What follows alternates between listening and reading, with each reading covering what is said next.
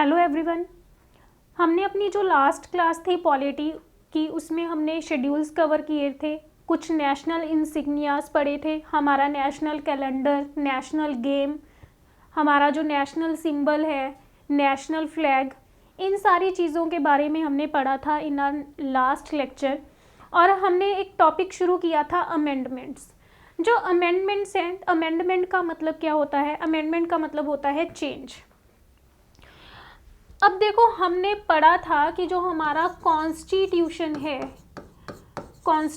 है वो क्या हो सकता है? वो चेंज हो सकता है। हमने पढ़ा था कॉन्स्टिट्यूशन का एक फीचर है। क्या फीचर है कॉन्स्टिट्यूशन का? कि वो फ्लेक्सिबल है। अब हमने ये भी पढ़ा था कि जब हमारे पास 1950 में कॉन्स्टिट्यूशन लागू हुआ था तो उस वक्त 395 आर्टिकल्स थे। उसके बाद अगर हम आज 2021 में बात करें तो हमारे पास अप्रॉक्सीमेटली 450 आर्टिकल्स हैं। हमने पढ़ा था कि 1950 में जो टोटल शेड्यूल्स थे वो कितने थे? 8। और अब कितने हैं? 12। हमारे पास जो पार्ट्स हुआ करते थे वो पहले 22 थे और अब कितने हैं? 24 है। तो ये सारी चीज़ें क्या हुई हैं? इट मीन्स कि कुछ नया ऐड हुआ है। तो इट मीन्स कि हमारे कॉन्स्टिट्यूशन में कुछ चेंज हुआ है। इट मीन्स कि हमारे कॉन्स्टिट्यूशन में अमेंडमेंट्स हुई है। ये नहीं है कि कुछ नया ऐड करना ही अमेंडमेंट होता है। अगर हमने पुराने किसी आर्टिकल में या किसी शेड्यूल में कुछ चेंज किया है तो वो भी अमेंडमेंट ही कहलाता है। तो हमने पढ़ा है ये कि हमारे पास कॉन्स्टिट्यूशन में आर्टिकल है 368। ये आर्टिकल हमें स्पेशल यही बताता है कि we can change articles, schedules according to the time, according to the need of the people of the country. लोगों की ज़रूरतों के हिसाब से, टाइम के हिसाब से अगर कुछ चीज़ें चेंज करनी है तो वो हम चेंज कर सकते हैं अंडर आर्टिकल 368। और ये जो कंसेप्ट था कि हमने एक बार कॉन्स्टिट्यूशन लिख दिया तो ये नहीं है कि ये हार्ड एंड फास्ट रूल है कि हमें बस वही पूरी ज़िंदगी या पूरी जब तक दुनिया रहेगी हमें वही कॉन्स्टिट्यूशन अपनाना है। उसमें चेंज हो सकते हैं। तो ये चीज़ हमने किससे बोरो की थी? ये हमने किया था साउथ अफ्रीका से बोरो किया था। साउथ अफ्रीका से हमने अमेंडमेंट्स वाला जो कंसेप्ट था वो बोरो किया था। अब तक हमारे पास टोटल 104 अमेंडमेंट्स हो चुकी हैं। 104 अमेंडमेंट्स कॉन्स्टिट्यूशन में हो चुकी हैं, लेकिन हमने सारी की सारी अमेंडमेंट्स नहीं पढ़नी। And it is impossible to learn कि किस ईयर में कौन सी अमेंडमेंट हुई थी और उस अमेंडमेंट में क्या कुछ हुआ था। तो हम सिर्फ कुछ इम्पॉर्टेंट वाली ही याद करेंगे जिसके चांसेस हैं कि आपको एनटीएससी में पूछ ली। ठीक है, तो वही कुछ इम्पॉर्टेंट अमेंडमेंट्स के बारे में हमने लास्ट लेक्चर में शुरू कर लिया था ये टॉपिक। तो उसके बाद हम आगे पढ़ते हैं।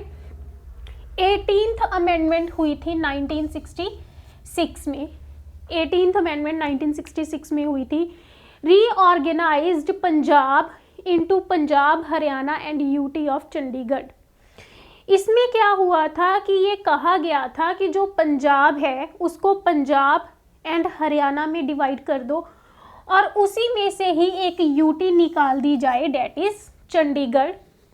और जो चंडीगढ़ होगा वो पंजाब एंड हरियाणा की कंबाइंड कैपिटल होगा। ये इस अमेंडमेंट में बोला गया था।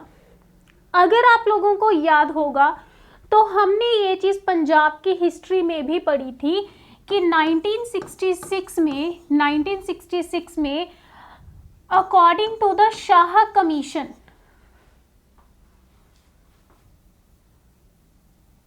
अकॉर्डिंग टू शाह कमीशन जो पंजाब था वो डिवाइड हुआ था। वो पंजाब था वो डिवाइड हुआ था किस बेसिस पे? On basis of language. तो पहले ये सिर्फ यही बोला गया था कि पंजाब एंड हरियाणा बनेंगे, लेकिन बाद में फिर एक और स्टेट निकाल दी गई थी, डेट इज हिमाचल प्रदेश। उसके बाद है 21st अमेंडमेंट, जो कि 1967 में हुई थी। 21st amendment included Sindhi as the 15th regional language, जिसमें कि सिंधी को 15th लैंग्वेज जो था वो ऐड किया गया था। हमने शेड्यूल पढ़ा था 8th शेड्यूल, जिसमें हमने लिखा था कि लैंग्वेजेस के बारे में दिया गया हुआ है, और हमने पढ़ा था कि 14 लैंग्वेजेस जो थी वो सबसे पहले इसमें ऐड करी गई थी 1950 में, जब हमारा कॉन्स्टिट्यूशन तैयार हुआ था। लेकिन अब इसमें टोटल 22 लैंग्वेजेस हैं। तो ये लैंग्वेजेस हमने पढ़ा था कि कौन सी लैंग्वेज किस अमेंडमेंट के थ्रू कौन से ईयर में ऐड हुई थी। तो 21st अमेंडमेंट के थ्रू 1967 में सिंधी इसमें ऐड करी गई थी। ये काफ़ी इम्पॉर्टेंट है, और ये भी इम्पॉर्टेंट है क्योंकि देखो हम लोग यहाँ पर पंजाब रीजन के NTSC की तैयारी कर रहे हैं, नॉर्थ रीजन के, तो हमें वहाँ पर ये क्वेश्चन पूछ सकते हैं क्योंकि ये पंजाब के साथ रिलेटेड है। नेक्स्ट 22nd अमेंडमेंट, जो कि 1969 में हुई थी, क्रिएटेड अ सब state of Meghalaya with in Assam. 22nd amendment के थ्रू 1969 में जो मेघालय थी वो नई स्टेट बनाई गई थी। किस में से कार्व्ड आउट करी गई थी? असम में से निकाली गई थी। 23rd अमेंडमेंट 1969, इसमें क्या हुआ था? Extended the reservation of seats for scheduled caste and scheduled tribes and nomination of Anglo Indians for further period of 10 years. हम लोगों ने लास्ट लेक्चर में पढ़ा था कि 1960 में ये हुआ था कि हमारे पास जो लोकसभा है उसमें schedule caste and schedule tribes के लिए कुछ सीट्स रिजर्व करी जाएंगी, और जो 2 सीट्स हैं वो नॉमिनेट करेंगे from the Anglo Indian community. कौन नॉमिनेट करेंगे? ये करेंगे हमारे देश के प्रेसिडेंट। तो हमने पढ़ा था उस टाइम कि ये 10 साल के लिए हुआ था, यानी कि टिल 1970। तो 1969 में ये फिर 10 साल के लिए एक्सटेंड कर दिया गया था कि ये 1980 तक रहेगा। नेक्स्ट उसके बाद है 26th अमेंडमेंट, जो कि 1971 में हुई थी। 1971 में abolished of the titles and special privileges of former rulers of princely states। यहाँ पर क्या हुआ था 1971 में कि जो रूलर्स थे, ठीक है, पहले जो देश आज़ाद होने से पहले रूलर्स हुआ करते थे, वो अपने नाम के साथ अभी भी राजा, महाराजा या प्रिंसेस, ठीक है, या हायर, कुछ इस तरह के टाइटल्स लगाते थे। तो 1971 में गवर्नमेंट ने ये अनाउंस कर दिया कि कोई भी अपने नेम के साथ ऐसा कोई भी प्रिंसली टाइटल नहीं लगा सकता, ठीक है। इसकी मैं एक बहुत कॉमन सी एग्जांपल देती हूँ। जैसे कि हमारे पास एक बॉलीवुड एक्टर है सैफ अली खान, उनको नवाब बोला जाता है। उनको कहने के लिए नवाब बोल देते हैं, लेकिन वो अपने नाम के साथ नवाब नहीं यूज़ कर सकते। उनको नवाब क्यों बोलते हैं? क्योंकि पटौदी के राजा थे, नवाब थे उनके फादर, ठीक है। तो उनका जो बर्थ हुआ था 1969 में हुआ था, सैफ अली खान का बर्थ 1969 में हुआ था। तो वो सिर्फ 2 साल के लिए वहाँ के नवाब रहे, ठीक है। तो उनके नेम के साथ आज तक नवाब जोड़ा जाता है, लेकिन वो ऑफिशियली वो टाइटल यूज़ नहीं कर सकते। 27th अमेंडमेंट हुई थी 1971 में। Established Manipur and Tripura as states and Mizoram and Arunachal Pradesh as union territories. 1971 में जो अमेंडमेंट हुई थी उसमें ये कहा गया था कि जो मणिपुर एंड त्रिपुरा हैं वो नई स्टेट्स बनेंगी, और जो मिजोरम एंड अरुणाचल प्रदेश है उनको पहले क्या बनाया गया था, उनको पहले यूनियन टेरिटरीज बनाया गया था। नेक्स्ट है 31st अमेंडमेंट जो कि 1973 में हुई थी। Increased the effective strength of Lok Sabha from 525 to 545। यहाँ पर क्या हुआ था 31st अमेंडमेंट में, हमने पढ़ा था ना कि जो लोकसभा है उसकी जो अब प्रेजेंट इफेक्टिव स्ट्रेंथ है वो 545 है। वैसे अगर हम मैक्सिमम स्ट्रेंथ बोले तो वो 550 है, लेकिन हम पढ़ चुके हैं कि यहाँ पर 5 जो सीट्स हैं वो जेके के लिए क्या करी गई हैं, रिजर्व करी गई हैं। ओके, तो यहाँ पर पहले 525 सीट्स हुआ करती थी, बाद में इनको 545 किया गया। कब? 1973 में। The upper limit of representatives of states went up from 500 to 525.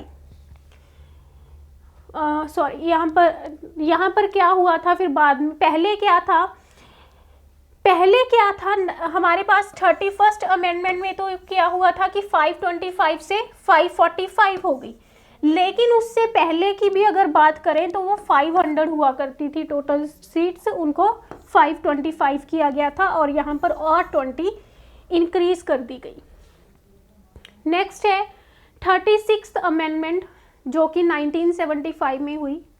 Made Sikkim a state and ended it's status of the protectorate kingdom.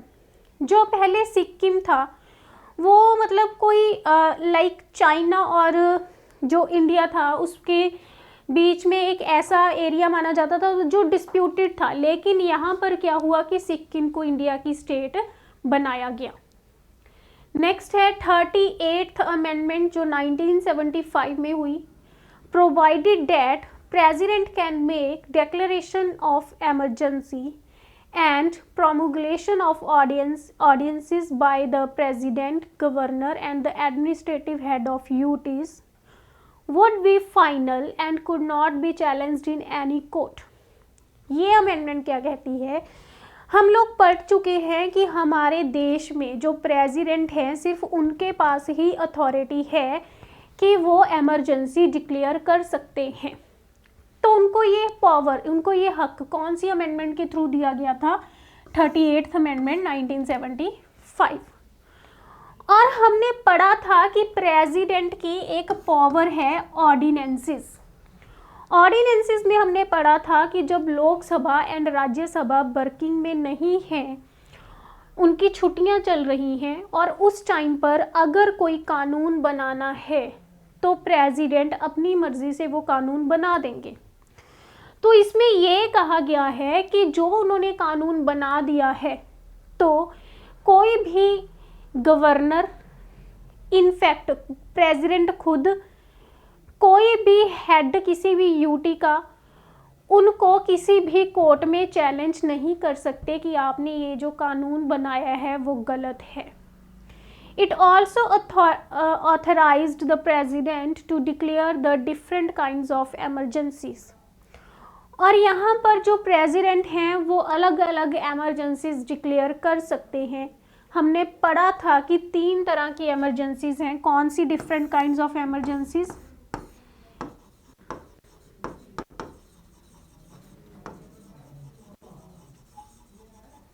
National emergency, financial emergency,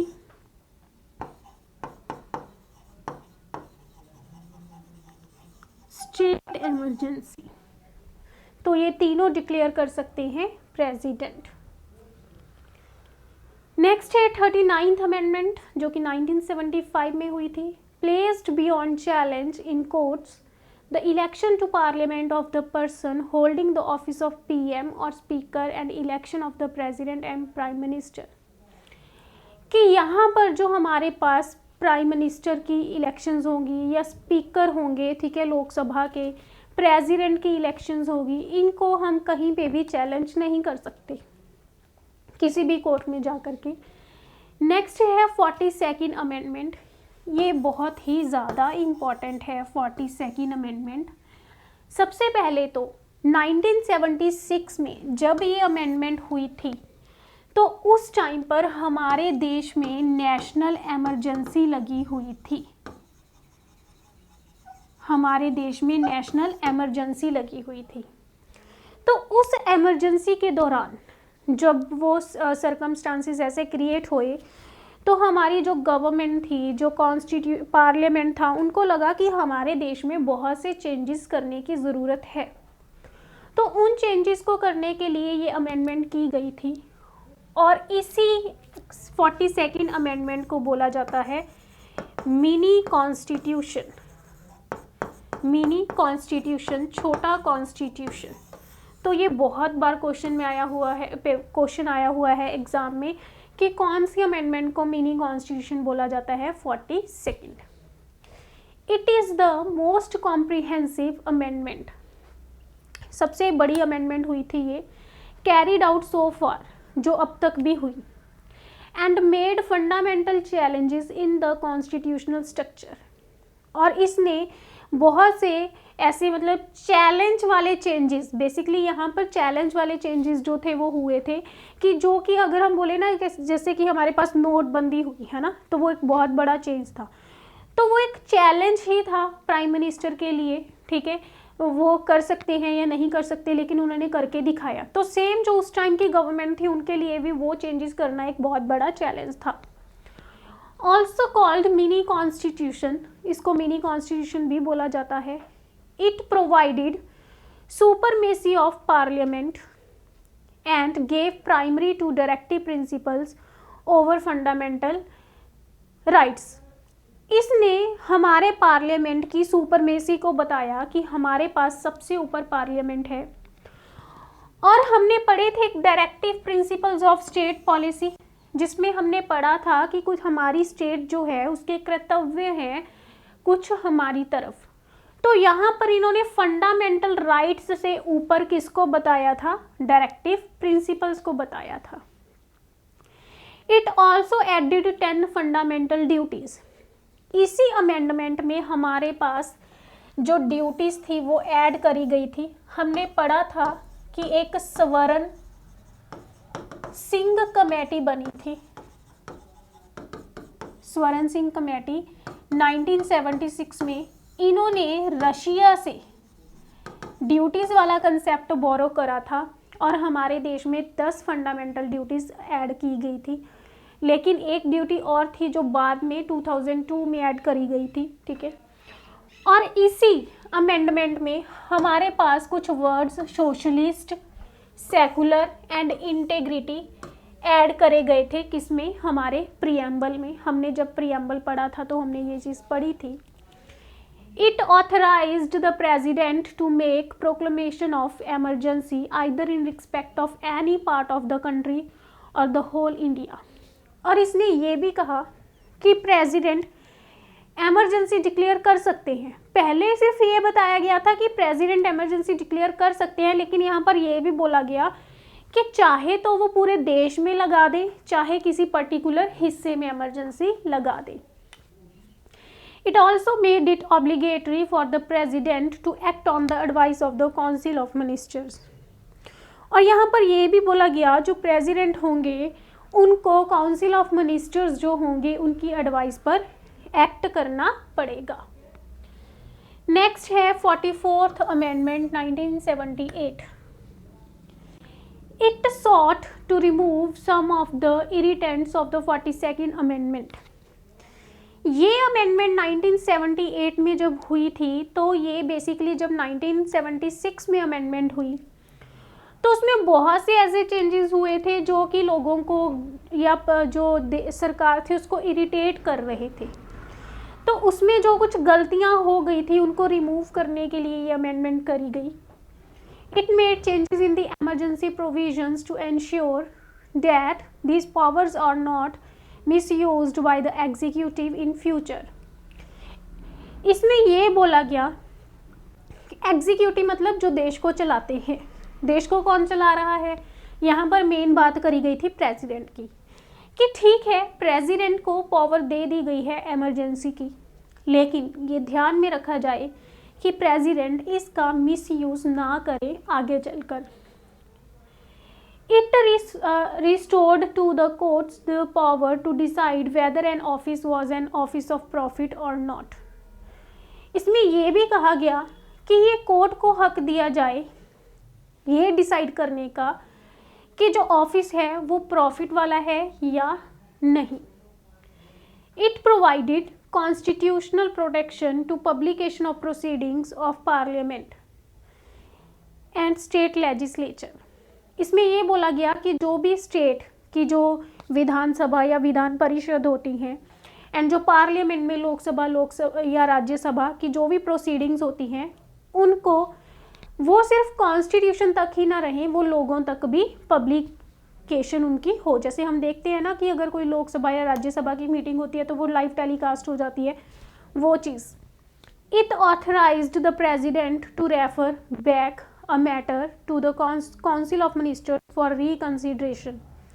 इन्होंने ये भी बोला कि अगर प्रेसिडेंट को कुछ सही नहीं लगता है तो वो किसी भी मैटर को दोबारा से काउंसिल ऑफ मिनिस्टर के पास भेज सकते हैं रिकंसिडरेशन के लिए। But it made binding on him to act on the advice standard after such reconsideration. लेकिन उसके बाद अगर एक बारी प्रेसिडेंट ने काउंसिल ऑफ मिनिस्टर्स के पास कोई मैटर भेज दिया रिकंसिडरेशन के लिए, उसके बाद जब वो मैटर दोबारा प्रेसिडेंट को के पास आएगा तो प्रेसिडेंट को उसको एक्सेप्ट करना ही पड़ेगा। It removed the right to property from the list of fundamental rights. हमने पढ़ा था कि जो राइट टू प्रॉपर्टी था वो पहले फंडामेंटल राइट हुआ करता था कि पेरेंट्स की जो प्रॉपर्टी है वो बच्चों को ही मिलेगी, लेकिन इस अमेंडमेंट में इसको क्या बनाया गया, लीगल राइट बनाया गया। पेरेंट्स जिसको चाहें अपनी प्रॉपर्टी दे सकते हैं and made it an ordinary right.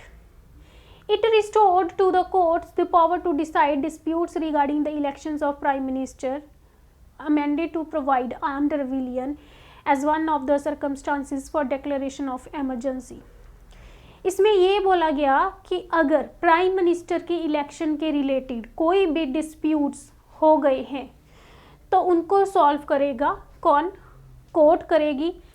और अगर ऐसे मतलब कोई दंगे फसाद जिसमें कि हथियारों का यूज़ करा गया है तो ऐसे केस में क्या डिक्लेयर हो जाएगी, एमरजेंसी डिक्लेयर कर दी जाएगी। नेक्स्ट है 45th अमेंडमेंट जो हुई 1985 में। Extended reservation for schedule caste and schedule tribes by 10 years. यहाँ पर क्या हुआ कि जो schedule caste and schedule tribes के लिए जो रिजर्वेशन थी वो और 10 साल आगे कर दी गई। 42nd amendment added the 10th schedule regarding anti defection. जो हमारे पास 52nd अमेंडमेंट हुई थी 1985 में, यहाँ पर 10th शेड्यूल ऐड किया गया था। 10th शेड्यूल में हमने पढ़ा था एंटी डिफेक्शन लॉ।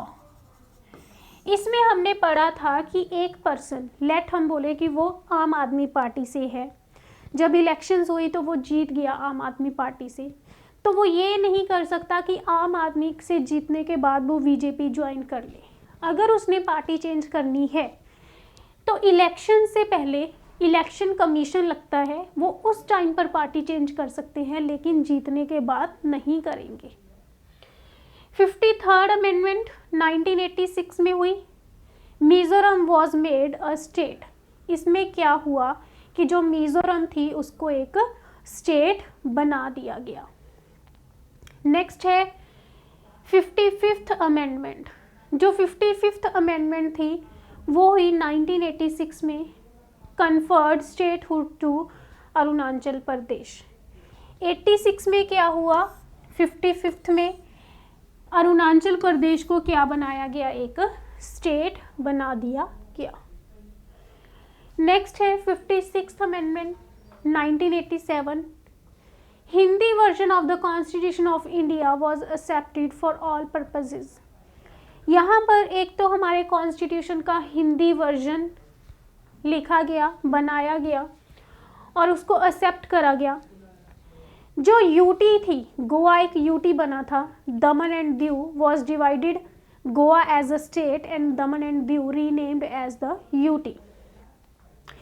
तो हमने लास्ट क्लास में पढ़ा था कि गोवा जो था वो पहले यूटी था, यूनियन टेरिटरी था। तो 1987 में गोवा को क्या बनाया गया, स्टेट बनाया गया, लेकिन जो दमन एंड दीव था वो क्या रहा, वो यूटी ही रहा। और अगर आप लोगों को याद होगा तो मैंने आपको लास्ट क्लास में बताया था कि हमारे पास 26 जनवरी 2020 को क्या हुआ था, हमारे पास 2 यूनियन टेरिटरीज थी, दमन and Diu and Dadar and Nagar Haveli. तो इन दोनों को कंबाइंड करके एक यूटी बना दिया गया, दमन and Diu and Dadar and Nagar Haveli, अब ये एक यूटी है। नेक्स्ट है 58th amendment, provided for an authoritative text of the constitution in Hindi. यहाँ पर क्या हुआ कि हमारे कॉन्स्टिट्यूशन का जो टेक्स्ट था वो हिंदी में प्रोवाइड करा गया, and asserted that the translation of this constitution shall have the same meaning as the original constitution। और ये कहा गया कि इस कॉन्स्टिट्यूशन का भी बिल्कुल सेम मीनिंग ही होगा जो हमारा ओरिजिनल कॉन्स्टिट्यूशन है। नेक्स्ट है 61st अमेंडमेंट जो कि 1989 में हुई थी। यहाँ पर क्या हुआ था कि जो वोटिंग एज थी वो पहले 21 ईयर्स हुआ करती थी, यहाँ पर उसको रिड्यूस करके 18 ईयर कर दिया गया for the Lok Sabha as well as assemblies की इलेक्शन के लिए। असेंबलीज कौन, state legislative assembly.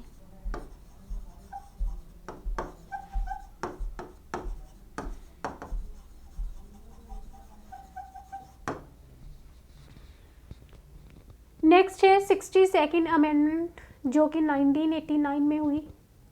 Also extended reservation of seats for schedule caste and schedule tribes till 2000 AD। यहाँ पर जो पहले 1990 तक रिजर्वेशन करी गई थी वो अब 2000 तक कर दी गई एक्सटेंड। नेक्स्ट 61st अमेंडमेंट जो कि 1990 में हुई। Accorded statutory status to the commission for scheduled caste and scheduled tribes। यहाँ पर बेसिकली क्या हुआ था ना कि जो एक शेड्यूल कास्ट और शेड्यूल ट्राइब्स के लिए एक कमीशन, एक कमेटी बना दी गई थी, उसको एक स्टेटस, जैसे हम बोले ना कि एक लीगल स्टेटस होता है, तो वो दिया गया and designated it as the national commission for the schedule caste and schedule tribes. और ये बोला गया कि ये एक नेशनल कमीशन होगा for the schedule caste and schedule tribe, जो लोग हैं उनकी ग्रोथ के लिए, उनकी एजुकेशन के लिए जो सब काम करेंगे वो यही कमीशन करेंगे। 70th अमेंडमेंट हुई 1992 में। Included members of legislative assembly of Delhi and Pondicherry in the electoral college for the presidential elections।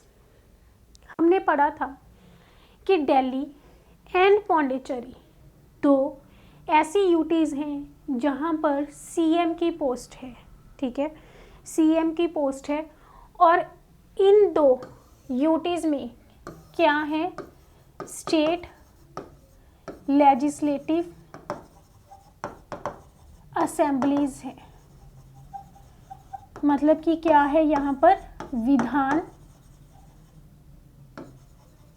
Vidhan Sabha है। तो हमने पढ़ा था कि जब प्रेसिडेंट की इलेक्शन होगी तो वो किसके थ्रू होगी, एक इलेक्टोरल कॉलेज बैठेगा, ठीक है। तो उसमें कौन कौन थे, इलेक्टेड मेंबर्स थे लोकसभा के, राज्यसभा के। इलेक्टेड मेंबर्स थे सारी की सारी जो स्टेट्स हैं उनके जो houses, Vidhan Sabha and Vidhan Parishad, plus कि जो दिल्ली एंड पौंडीचेरी की विधानसभा है उसके जो इलेक्टेड मेंबर्स होंगे वो भी पार्टिसिपेट करेंगे। ये पढ़ा था हमने प्रेसिडेंट की इलेक्शन में। लेकिन ये कब ऐड करा गया था, ये 1992 में ऐड करा गया था। 71st अमेंडमेंट 1992, इसमें कोंकणी, मणिपुरी एंड नेपाली लैंग्वेज जो थी वो 8th शेड्यूल में ऐड करी गई थी। नेक्स्ट 73rd अमेंडमेंट जो कि 1992 में हुई थी, यहाँ पर पंचायत राज बिल बना था। प्रोवाइडेड अमंग अदर थिंग्स ग्राम सभा इन विलेजेस, यहाँ पर विलेजेस में ग्राम सभा बनेंगी, ये बोला गया। कॉन्स्टिट्यूशन में पंचायत के बारे में लिखा गया विलेज लेवल पर। एंड उसके बाद डिस्ट्रिक्ट इलेक्शंस के बारे में लिखा गया। एंड जो रिजर्वेशन होगी सीट्स की for the schedule caste and schedule tribes वो होगी। जो पंचायत वाला सिस्टम होगा उसमें schedule caste and schedule tribes के लिए रिजर्वेशन रखी जाएगी। और जो पंचायत का टेन्योर होगा वो 5 years का होगा। हमने पढ़ा था कि राजस्थान एक ऐसी स्टेट थी जिसने सबसे पहले पंचायत राज सिस्टम को अपनाया था, और जो सेकंड स्टेट थी अपनाने वाली वो थी आंध्र प्रदेश। और हमने पढ़ा था 11th शेड्यूल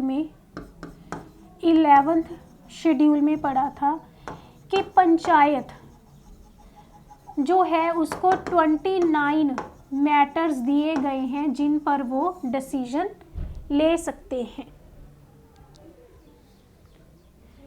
74th अमेंडमेंट 1992 नगर पालिका बिल। 74th अमेंडमेंट 1992 में हमने पढ़ा था कि म्यूनिसिपल कॉरपोरेशंस ऐड करी गई थी। ठीक है, ये हुआ था 12th शेड्यूल में ऐड हुआ था। और हमने पढ़ा था कि यहाँ पर 18 मैटर्स दिए गए थे नगर पालिका को या म्यूनिसिपल कॉरपोरेशन को जिन पर वो डिसीजन ले सकते हैं। Provides for among other things constitution of 3 types of municipalities होंगी। रिजर्वेशन होगी सीट्स की schedule caste and schedule tribes, women के लिए एंड बैकवर्ड क्लासेस के लिए। नेक्स्ट उसके बाद है 82nd अमेंडमेंट जो कि 2000 में हुई। Reinitiated the provision of reservation of schedule caste and schedule tribe in matters related to promotion, कि अगर कोई प्रमोशन होनी है तो उसमें भी रिजर्वेशन हो किनके लिए, schedule caste and schedule tribes के लिए। Besides qualifying marks for passing an examination for them has also been lowered. और इसमें ये भी करा गया कि जो schedule caste and schedule tribe के लोग हैं उनको उस वक्त उनके लिए एजुकेशन सिस्टम जो था वो इतना सही नहीं था, उनको एजुकेशन कम मिलती थी, तो उनके लिए ये भी रखा गया कि जो उनके लिए पासिंग मार्क्स होंगे वो भी कम रखे जाएंगे किसी भी एग्ज़ाम को क्वालिफाई करने के लिए। नेक्स्ट 84th अमेंडमेंट 2001 में हुई। Extended freeze on Lok Sabha and state assemblies till 2026। यहाँ पर ये कहा गया कि जो भी लोकसभा है और स्टेट असेंबलीज हैं उनकी जो सीट्स हैं जितनी भी हैं वो 2026 तक इतनी ही रहेंगी। नेक्स्ट 86th अमेंडमेंट 2002, तो ये बहुत इम्पोर्टेंट है। इसमें हमारे पास फंडामेंटल राइट भी ऐड हुआ था, एक directive principle of state policy भी ऐड हुई थी, और एक फंडामेंटल ड्यूटी भी ऐड हुई थी। तो ये है किसके रिलेटेड था, ये था एजुकेशन के रिलेटेड 6 से 14 साल के बच्चों के लिए। हमने पढ़ा है, इसको हम पढ़ चुके हैं कि आर्टिकल 21A ऐड हुआ था इस अमेंडमेंट के थ्रू, जिसमें ये कहा गया था कि हर वो बच्चा जिसकी उम्र 6 से 14 साल की है उसको राइट है कि उसको एजुकेशन मिलेगी। उसके बाद directive principle of state policy जो इसमें 45th आर्टिकल था, 45th आर्टिकल था, उसमें हमने पढ़ा था कि डायरेक्टिव प्रिंसिपल जो है ये एक स्टेट की ड्यूटी होती है टूवर्ड्स इट्स सिटीजन्स कि वो उनकी ज़रूरतों का ध्यान रखे। तो इसमें ये कहा गया था डायरेक्टिव प्रिंसिपल में कि स्टेट की ड्यूटी है, ठीक है, कि वो अपनी स्टेट के हर 6 से 14 साल तक के बच्चे को एजुकेशन प्रोवाइड करवाए। अगर वो गरीब हैं तो उनको फ्री एजुकेशन दिलवाए, और अगर वो किसी भी तरह से एजुकेशन नहीं लेना चाहते तो उनको कंपलसरी करे कि एजुकेशन करनी है आप लोगों ने। उसके बाद हमने पढ़ा था फंडामेंटल ड्यूटी, जिसमें हमने पढ़ा था कि हर वो सिटीज़न जो पेरेंट बन चुका है, माँ बाप बन चुके हैं, तो वो ये अपनी ड्यूटी समझें कि उन्होंने अपने 6 से 14 साल तक के बच्चे को एजुकेशन दिलवानी है। नेक्स्ट उसके बाद है 87th अमेंडमेंट जो हुई 2003 में। Made 2001 census the basis for the delimitation of constituencies of Lok Sabha and Vidhan Sabha. यहाँ पर 2001 में जो सेंसस आया था उसमें जो भी लिमिटेशंस थी लोकसभा राज्यसभा की उनको ठीक करा जाए। नेक्स्ट उसके बाद है 91st अमेंडमेंट जो 2003 में आई। Amended the anti defection law, anti defection law को अमेंड करा गया। यहाँ पर हम पढ़ते हैं कैसे। And also made a provision that the number of ministers in the central and state government cannot be more than 15% of the strength of the Lok Sabha and respected Vidhan Sabha। तो सबसे पहले तो anti defection law यहाँ पर कैसे amend हुआ। पहले उन्होंने बोला था कि कोई भी इंसान एक बार ही कोई पार्टी ज्वाइन करेगा तो उसको चेंज नहीं कर सकता, लेकिन इसमें बोला गया कि अगर चेंज करनी है तो इलेक्शन से पहले करो, इलेक्शन के बाद नहीं करनी। और इसी अमेंडमेंट के थ्रू ये चीज़ बोली गई कि जो लोकसभा और राज्यसभा के, ठीक है, जितने भी जो भी मिनिस्टर्स बनेंगे बेसिकली, तो वो लोकसभा के टोटल स्ट्रेंथ के 15% ही होने चाहिए मैक्सिमम अगर सेंटर में है, और अगर स्टेट में है तो उनकी जो विधानसभा है उसके 15% के जितना ही होना चाहिए मैक्सिमम, इससे ज़्यादा नहीं होना चाहिए। 92nd अमेंडमेंट 2003 में हुई। इसमें बोडो, मैथिली, संथली एंड डोगरी, ठीक है, ये 4 लैंग्वेजेस जो कि ये थे 22nd, ये 21st, ये 20th और ये 19th लैंग्वेजेस, ये ऐड करी गई थी 8th शेड्यूल में, और यहाँ पर अब टोटल हो गई हैं 22 लैंग्वेजेस। नेक्स्ट है 93rd अमेंडमेंट जो कि 2005 में हुई। To reserve seats for socially and educationally backward classes besides the scheduled caste and scheduled tribes in private unaided institutions other than those run by the minorities। 93rd amendment हुई 2005 में। देखो हमारे पास एक तो schedule caste and schedule tribes है, ठीक है, इसके बिना एक और कैटेगरी है डेट इज बैकवर्ड क्लासेस, जो कि एजुकेशन बेसिस से भी बैकवर्ड हैं, उनको एजुकेशन नहीं मिल पाती, और सोशली भी बैकवर्ड हैं, जिनके साथ आज़ादी से पहले छुआछूत वगैरह की जो प्रथा थी वो की जाती थी बाय द अपर क्लासेस। तो ऐसी क्लासेस के जो लोग हैं उनके लिए जो कुछ प्राइवेट इंस्टीट्यूट्स हैं उनमें भी सीट्स रिजर्व करी जाए, ठीक है, अदर देन दोज इंस्टीट्यूट्स जो माइनॉरिटीज़ के लिए हैं।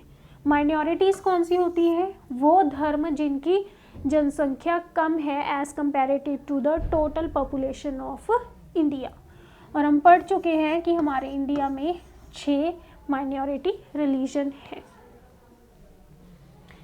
नेक्स्ट इज 94th अमेंडमेंट जो 2006 में हुई।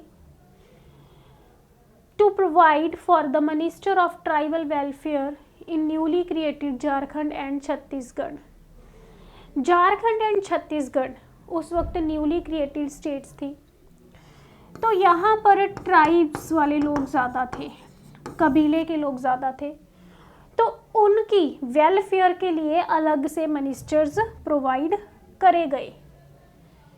95th अमेंडमेंट 2010 में हुई to extend the reservation of seats for scheduled caste and scheduled tribes in the Lok Sabha and state assemblies from 60 years to 70 years and the representative of the Anglo-Indio community by nomination till 25 Jan 2020।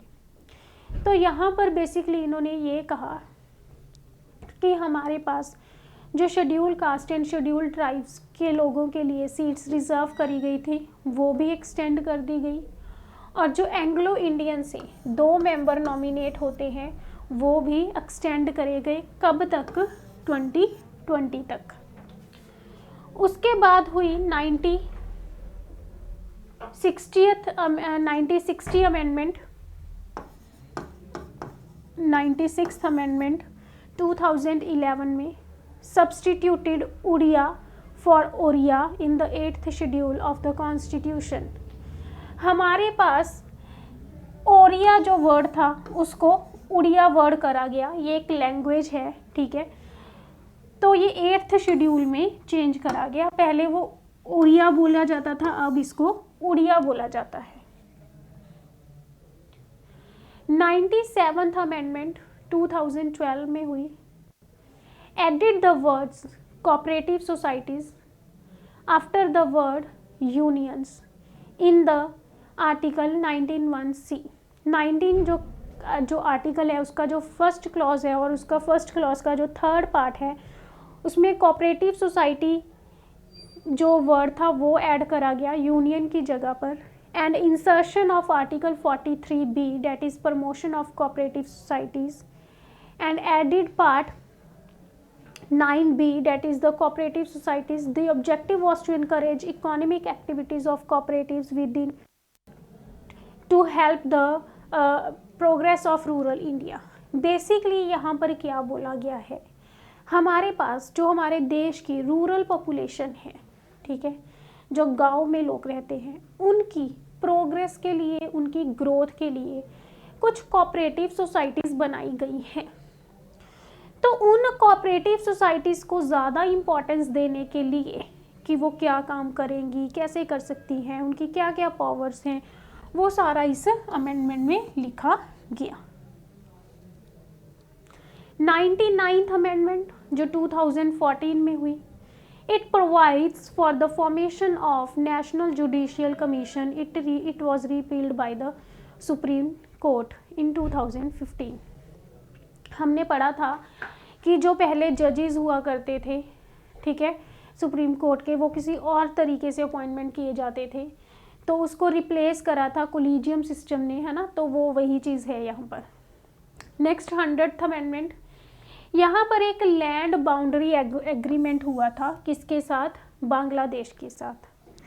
यहाँ पर land boundary agreement जो हुआ था बांग्लादेश के साथ, उसमें India ने अपने कुछ टेरिटरीज, अपने कुछ एरियाज़ जो थे वो बांग्लादेश को दे दिए थे। वो किसको दे दिए थे? वो बांग्लादेश को दे दिए थे। तो यही थी हमारी 100th अमेंडमेंट, और अमेंडमेंट्स हम यहीं तक पढ़ेंगे। उसके बाद हम कुछ क्वेश्चंस देखते हैं। Preamble was amended how many times in India. जो प्रीएम्बल था वो अब तक सिर्फ एक ही बार अमेंड हुआ है, और हमने आज ही पढ़ा है कि हमारे पास सोशलिस्ट, इंटेग्रिटी एंड सेकुलर जो वर्ड थे वो ऐड करे गए थे बाय 42nd अमेंडमेंट 1976 में। 100th amendment was related to, 100th amendment जो थी वो लैंड बाउंड्री एग्रीमेंट था, वो था लैंड बाउंड्री एग्रीमेंट बांग्लादेश के साथ, ठीक है। ये 2015 में हुआ था, 2015 में। इसमें क्या हुआ था कि इंडिया ने अपनी कुछ टेरिटरीज किसको दे दी थी, बांग्लादेश को दे दी थी, और बांग्लादेश के कुछ एरियाज इंडिया में आए थे। Who is the father of Indian constitution? B.N. Rao? नहीं, ये तो कौन थे, ये लीगल एडवाइजर थे। B.N. Rao was the legal adviser of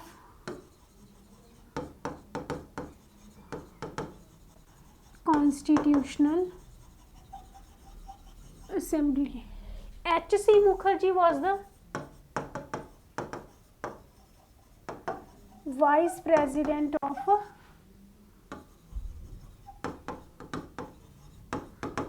constitutional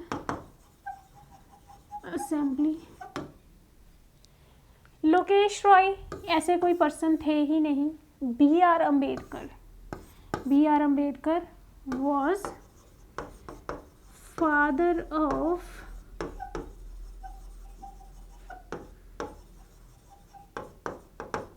Indian constitution, ठीक है, father of Indian constitution.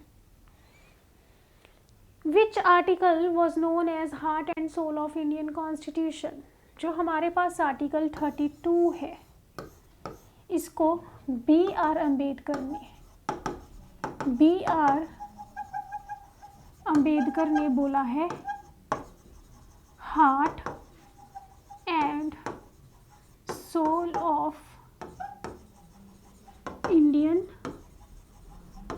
Constitution. क्यों बोला है ऐसा?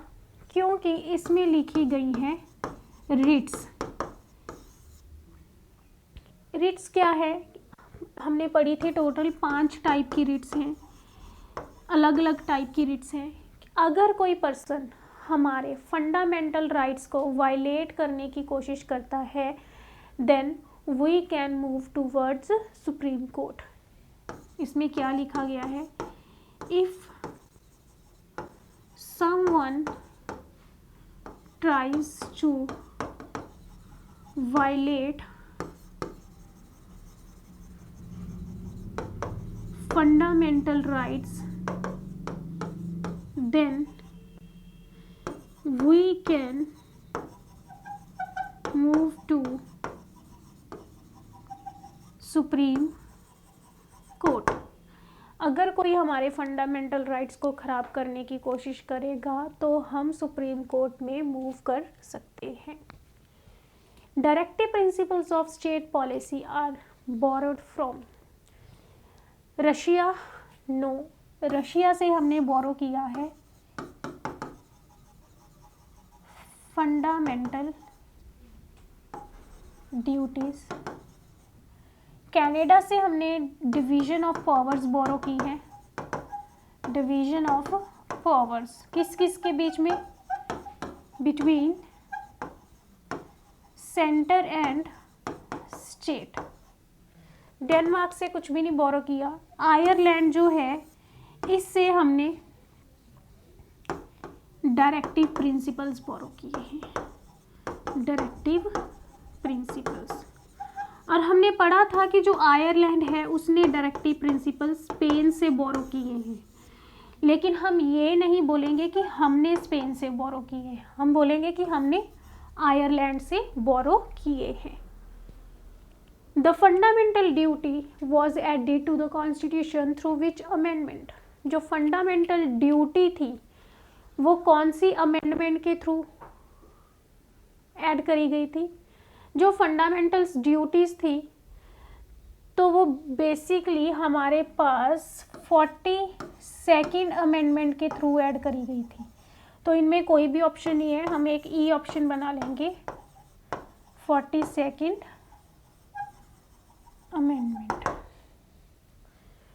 तो ये था हमारा आज का टॉपिक। इसके साथ ही हमारी जो पॉलिटी है वो कंप्लीट होती है। ठीक है, आज के लिए इतना ही।